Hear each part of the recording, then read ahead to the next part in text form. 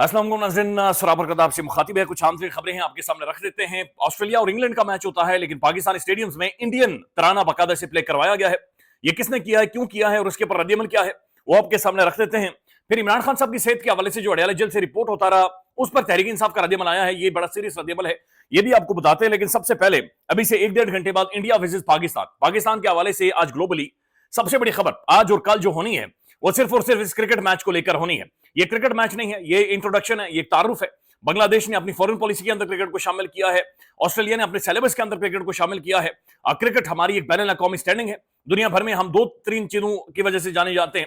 एक तो भीख मांगते हम दुनिया भर में जाकर, फिर दुनिया भर में जो दहशतगर्दी के हवाले से बहुत सारे हवालों से हम जाने जाते हैं, फिर हम फ्रॉडियों के हवाले से जाने जाते हैं। यानी कोई भी हमारा पॉजिटिव इमेज दुनिया भर में नहीं है। क्रिकेट वाहिद चीज है जिसको आप सेलिब्रेट करते हैं, और क्रिकेट के अंदर अपने हीरोज प्रोड्यूस किए हैं। बल्कि बहुत सारे तो हिस्टोरियंस माजी में ले जाते हैं, वो कहते हैं दो कौमी नजरिया असल में उसके हवाले से जो पहले नारे लगे थे वो क्रिकेट ग्राउंड के अंदर नारे लगे थे। तो इसकी एक तारीख है, एक पूरी हिस्ट्री है।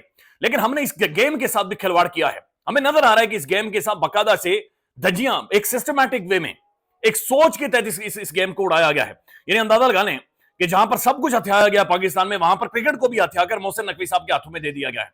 मोहसिन नकवी, आप खुद ही अंदाजा लगे उनका क्या तजुर्बा है। ठीक है, ग्राउंड बना सकते हैं, हमने ठीक ग्राउंड बनाए होंगे, अभी तक खैर उसके ऊपर कोई ऑडिट नहीं हुआ, लेकिन बहरहाल आपने ठीक ग्राउंड बनाए हैं। लेकिन क्रिकेट टीम, पीसीबी के चेयरमैन, ये समझ से बाहर है, ये बिल्कुल समझ से बाहर है कि कौन चला रहा है। अभी भी उनकी स्टेटमेंट आई है जी, खिलाड़ी जैसे भी हो, हार जाए हम खिलाड़ियों के साथ खड़े होते हैं। इससे पहले आपको याद होगा वर्ल्ड कप के अंदर जो सूरत बनी थी, मोहसिन नकवी साहब ने कहा था मैं बड़ा ऑपरेशन करूंगा, मैं चीर फाड़ के रख दूंगा। बड़ा ऑपरेशन तो क्या, छोटा ऑपरेशन भी नहीं हुआ और कोई तीसरे दर्जे का ऑपरेशन भी नहीं हुआ। आज भी टीम वही टुक टुक रक्षा बनी हुई है। हम टीम को उठाकर काकुल लेकर गए, वहां पर जाकर हमने बाकायदा से इन्हें ट्रेन किया, और वो जो ट्रेनिंग थी वो क्रिकेटर्स या स्पोर्ट्स के हवाले से नहीं थी। यानी आप रसा कुदवाकर नई टीम को ट्रेन कर सकते। ये स्पोर्ट्स फिजियो एक अलग चीज है, स्पोर्ट्स फिटनेस एक अलग साइंस है। इसके ऊपर बाकायदा से दुनिया भर में स्पेशलाइजेशन की जाती हैं, उसके बाद आकर खिलाड़ियों को ट्रेन किया जाता है। लेकिन भारत हम काकुल लेकर गए, वहां पर इंडिया ने भी हमारा मजाक बनाया, हमने भी देखा खिलाड़ी पत्थर उठाए हुए उन्होंने, और पहाड़ चढ़ी जा रहे हैं।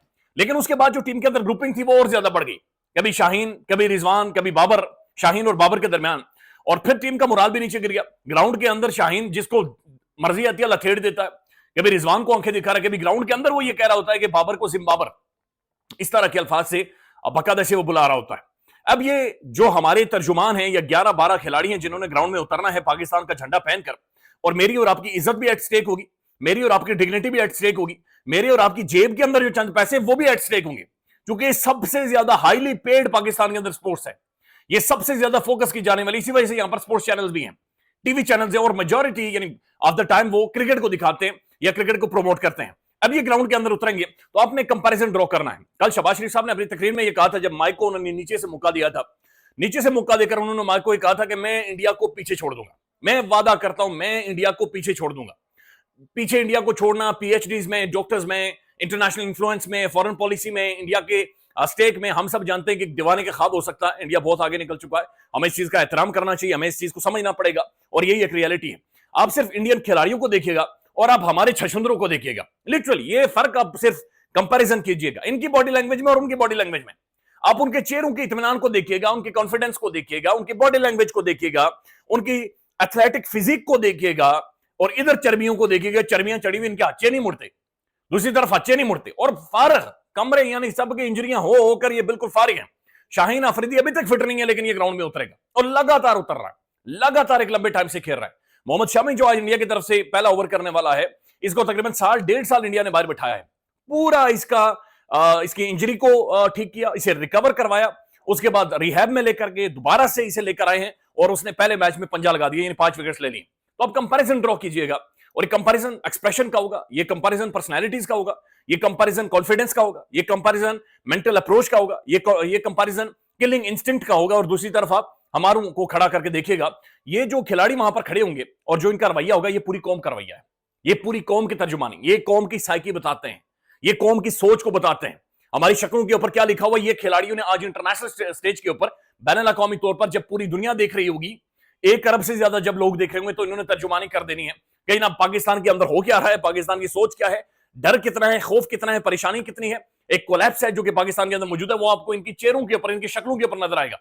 रिजवान ऐसी अंग्रेजी बोलता है, कसम खुदा की, जो दुनिया भर में, यानी वो अंग्रेजी गूगल पर लेकर जाए, गूगल भी चीख उठती है, वो कहते हैं हम विन करते हैं या रन करते हैं। अजीब और गरीब किस्म की बातें हैं, बिल्कुल जिनका सर पैर नहीं होता। वो एक मैच में उन्होंने पूछा आपका कॉम्बिनेशन क्या होगा, कहता है मैं डिस्काउंट पता नहीं क्या, मोमेंटम हमने इधर से पकड़ा, फिर मोमेंटम ऊपर से, फिर नीचे से मोमेंटम लेते। बिल्कुल ये गैर मियारी किस्म की एक लायानी किस्म की गुफ्तगू भी पाकिस्तान के खिलाड़ी कर रहे हैं, और यही सोच है। बल्कि मैं एक पॉडकास्ट सुन रहा था, उसके अंदर वो बता रहे थे कि मैंने रिजवान से पूछा कि जो आप ग्राउंड में उतरने वाले इंडिया की मैच के हवाले से आपके पास प्लान क्या है, सोच क्या है। तो रिजवान ने कहा देखें जी, हम तो दुआओं पर जीतते हैं, हम तो दुआओं पर जीतते हैं जी, आज भी हम दुआओं पर जीता, लिहाजा आप दुआ करें। यानी दुआ इज नॉट अ स्ट्रेटेजी, दुआ कोई स्ट्रेटेजी नहीं होती, दुआ कोई प्लानिंग नहीं होती। आपके सामने अगर शामी खड़ा है, आपके सामने रोहित शर्मा उतरेगा, आपके सामने शुभमन गिल दुनिया का नंबर 1 खिलाड़ी उतरेगा, वो यंग बच्चा है, अभी बिल्कुल यंग बच्चा है, पेल देता है। वो अभिषेक को मैं देख रहा था, शर्मा को, बिल्कुल यंग लड़का है, लेकिन उसने धाक बैठाई हुई है बैन अल-अक़वामी क्रिकेट के अंदर। लेकिन बहरहाल जब ये उतरेंगे, अब से पर्सनैलिटीज का कंपैरिजन कीजिएगा, आप देखिएगा, आप उनकी बॉडी लैंग्वेज को देखिएगा, आप उनके एटीट्यूड को देखिएगा। और ये भी एक गैर मामूली बात है कि पाकिस्तान की 77 साल तारीख में, क्रिकेटिंग होल हिस्ट्री में पहली दफा ऐसा हो रहा है कि पाकिस्तान के हिस्टोरियंस, पाकिस्तान के क्रिकेटर्स, पाकिस्तान के माजी के क्रिकेटर्स, तमाम तर लोग ये कह रहे हैं कि जनाब हम प्रिडिक्टेबल हो गए, अनप्रिडिक्टेबल नहीं रही। यानी पाकिस्तान की आने वाले से साइंस ये थी कि इस टीम को दीवार के साथ लगा दें, ये झपट पड़ेगी, ये आप पर अटैक कर देगी और ये धोती खोल देगी आपकी। और ये पड़ जाते थे। जब भी पाकिस्तानी टीम को अंडर एस्टिमेट हुआ है, इस टीम ने वापस पड़ा है और बिल्कुल डायनामिक्स बदल दिए हैं। इस दफा ऐसा नहीं है। इस दफा सब ये बात कर रहे हैं, या साबिक क्रिकेटर्स भी, इवन मैं देख रहा था राशिद लतीफ साहब भी ये बातचीत कर रहे हैं। इस दफा ऐसा नहीं है। इस दफा ये टीम प्रिडिक्टेबल है कि जनाब इनके अंदर कोई ना तो मेथड है, ना स्किल है, ना अंडरस्टैंडिंग है, ना गेम अवेयरनेस है, ना वो फिटनेस है। लिहाजा इनकी परफॉर्मेंस एक बड़ा क्वेश्चन मार्क होगी। अब नाज़रीन, जो खबर है, खबर यह है कि कल ऑस्ट्रेलिया और इंग्लैंड का मैच है, लेकिन मैच में जहां पर ऑस्ट्रेलिया का तराना बजना चाहिए था, वहां पर इंडियन नेशनल एंथम बजा है। चंद सेकंड के लिए बजा है, लेकिन प्ले किया गया है। लेकिन ये एक बकायदा से एक घटिया हरकत है, नीच हरकत है। ऐसा नहीं होना चाहिए। इंडिया अगर यहां पर मौजूद नहीं है चैंपियंस ट्रॉफी में, तो उसका तराना बिल्कुल नहीं बजना चाहिए था। मैं ये नहीं कह रहा कि इंडियन फैंस ना आए या फिर इंडियन जर्नलिस्ट ना आए, उन्हें वेलकम करे, गले से लगाएं, लेकिन अगर टीम नहीं आई, फिर उस मुल्क का तराना नहीं बजना चाहिए था। कजाफी स्टेडियम में ऑस्ट्रेलिया और इंग्लैंड के मैच के दरमियान भारत का कौमी तराना चलने पर पाकिस्तानी क्रिकेट बोर्ड ने इंटरनेशनल क्रिकेट काउंसिल से सख्त एहतजाज किया है। यानी पीसी ने भी एहतजाज किया है। और किससे कर रहे हैं? आईसीसी, जय शाह ऊपर बैठा हुआ है। तो ये महसूस हो रहा है जिस तरीके से पीसीबी ने एहतजाज किया है कि शायद ये किसी ने करवाया है। करवाने से मुराद ये कि वो तराना किसी ने चलवाया है सोच समझ कर। पीसीबी ने आईसीसी से इस वाकये की वजाहत तलब की है और मुतालबा किया है कि इस गलती पर न सिर्फ पाकिस्तान बल्कि तमाम मुतल्लिका अफ्रीकैन को वजाहत फराहम की जाए। जराये के मुताबिक चैंपियंस ट्रॉफी के मैच के दौरान ऑस्ट्रेलिया के कौमी तराने से पहले चंद सेकंड्स के लिए भारत का तराना प्ले किया गया, जिस पर सोशल मीडिया और क्रिकेट हलकों में तनकीद होने लगी है। यह वाकया उस वक्त पेश आया जब भारत की टीम पाकिस्तान में मौजूद नहीं है। जराये ने बताया कि चैंपियंस ट्रॉफी के लिए तरानों की जो प्ले लिस्ट है वो आईसीसी ने खुद तैयार की थी और भारत के पाकिस्तान में न होने के बावजूद भी आईसीसी ने प्ले लिस्ट में भारत का तराना शामिल कर दिया था। हालांकि ऐसा नहीं होना चाहिए था, भारत का तराना पाकिस्तान में प्ले लिस्ट में शामिल होना ही नहीं चाहिए था। पीसीबी के मुताबिक मैच के दौरान तराना चलाना पीसीबी की नहीं बल्कि आईसीसी की जिम्मेदारी थी। पीसीबी ने आईसीसी से राब्ता करके मामले की वजाहत तलब कर ली है। जराये के मुताबिक पीसीसी ने आईसीसी से मुतालबा किया है कि वो इस गलती पर अपनी वजाहत फराहम करें और इस बात को यकीनी बनाएं कि मुस्तकबिल में ऐसे वाकयात दोबारा ना हो। जराये ने मजीद कहा है कि आईसीसी का टूर्नामेंट है और हर चीज को कंट्रोल करना और नाफिज करना आईसीसी की जिम्मेदारी है। पीसीबी ने जोर दिया कि आईसीसी को अपने निजाम में बेहतरी लानी चाहिए ताकि ऐसी गलतियां दोबारा ना की जाएं। यह वाकया क्रिकेट शायकीन और मीडिया में जेर बहस आया है जब पीसीबी की जानिब से आईसीसी से वजाहत तलब करने के बाद मामले ने मजीद संगीनी इख्तियार कर ली है। अब आईसीसी की जानिब से इस वाक़े पर वजाहत का इंतजार है। तो ज़ाहिर आईसीसी को इस पर वजाहत देनी चाहिए। कौमी तराना है, उसकी वैल्यू है, इंपॉर्टेंस है। अब नाज़रीन, दूसरी तरफ जो सियासी खबरें हैं और जो इमरान खान साहब के हवाले से खबरें हैं, उनमें कल हमने भी रिपोर्ट किया, महर शराफत साहब ने, फिर सोशल मीडिया के बड़े प्रोमिनेंट जर्नलिस्टों ने, साफियों ने आवाज़ें उठाई कि इमरान खान साहब को शदीद खतरा है और वो ठीक नहीं है। दूसरी तरफ से यह खबर भी रिपोर्ट हो रही थी कि इमरान खान साहब की उनके बेटू से टेलीफोनिक बातचीत करवाई गई है। अब शेख वकास अकरम साहब जिम्मेदार शख्सियत है, इन्होंने बाकायदे से ट्वीट किया और ये कहते हैं कि खान साहब की वकला की टीम जो जेल के मामला देखती है, मैंने उनमें से एक फोकल पर्सन से मेरी बातचीत हुई है जिसने मुझे यकीन दिलाया है कि खान साहब के साथ इस किस्म का कोई सलूक नहीं किया जा रहा, यानी खान ठीक है।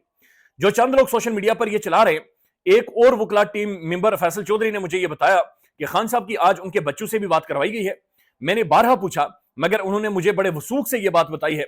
मैं ये समझता हूं कि बगैर तहकीक के इस किस्म की खबरें फैलाना, इस किस्म की सनसनी फैलाना, यह नामुनासिब बात है। खान के साथ अगर इस किस्म का रवैया शुरू हुआ तो हमारे वकला की टीम, हमारे जिम्मेदारान, हमारी कायदत, हमारा वर्कर कोई चैन से नहीं बैठेगा। चंद और दोस्तों की जिम्मेदारी भी लगाया है। लगाई है ताकि सूरत मजीद क्लियर हो जाए, वाजे हो जाए। तो ऐसी खबरें ज़ाहिर अलीमा खान साहब मादी में कह चुकी हैं, एस्टेब्लिशमेंट फीड करती है, फैलाती है और एक हिजानी कैफियत प्रोड्यूस करने की कोशिश करती है। ख्याल रखिएगा, अपडेट करेंगे। फिंगर्स क्रॉस्ड, पाकिस्तान का झंडा बुलंद हो, पाकिस्तान का तराना बजे, जीत के साथ बजे। अल्लाह हाफिज।